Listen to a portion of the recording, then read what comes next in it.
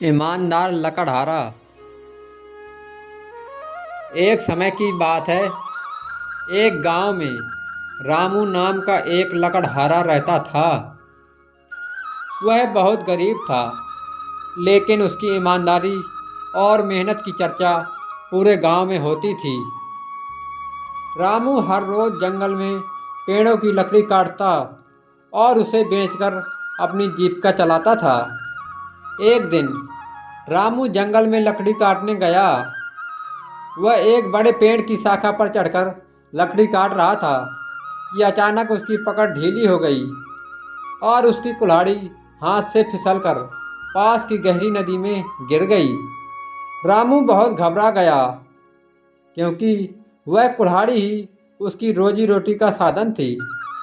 उसके पास दूसरी कुल्हाड़ी नहीं थी। बिना कुल्हाड़ी के वह कैसे काम कर पाता। उसे अपने परिवार की चिंता सताने लगी। वह नदी के किनारे बैठकर सोच में पड़ गया और दुखी होकर रोने लगा।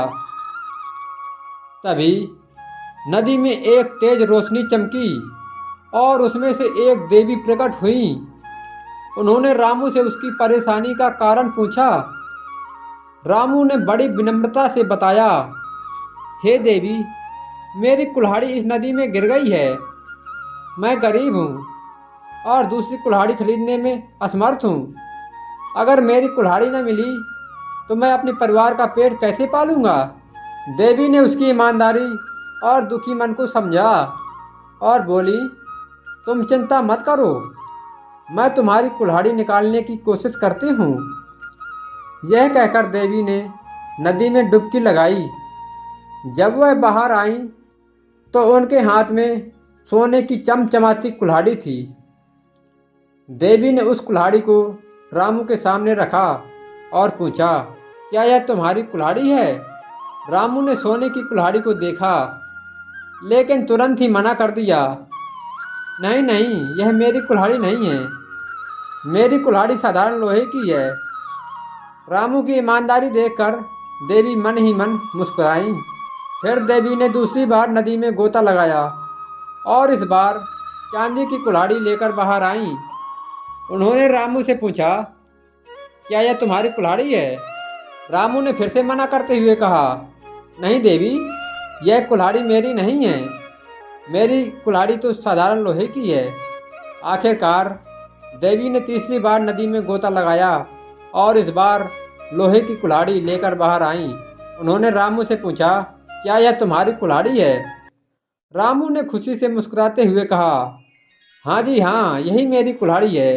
रामू की ईमानदारी और सच्चाई से प्रभावित होकर देवी ने कहा, तुम जैसे ईमानदार व्यक्ति को इनाम मिलना चाहिए, इसलिए मैं तुम्हें ये तीनों कुल्हाड़ियाँ सोने, चांदी और लोहे की तीनों उपहार में दे रही हूँ। रामू ने देवी का धन्यवाद किया और तीनों कुल्हाड़ियाँ लेकर खुशी खुशी अपने घर लौट आया। उसके ईमानदार स्वभाव ने उसे न केवल उसकी कुल्हाड़ियाँ लौटाईं, बल्कि उसे और भी समृद्ध बना दिया।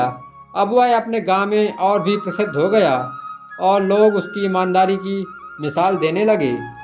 इस कहानी से हमें यह सीख मिलती है कि चाहे परिस्थितियाँ कैसी भी हों, हमें हमेशा ईमानदार और सच्चे रहना चाहिए। ईमानदारी का फल देर सवेर अवश्य मिलता है और यह फल मीठा और सुखद होता है। आपको हमारी कहानी कैसी लगी? यदि अच्छी लगी हो तो हमारे चैनल को सब्सक्राइब करो और वीडियो को लाइक करो और कमेंट करो। धन्यवाद।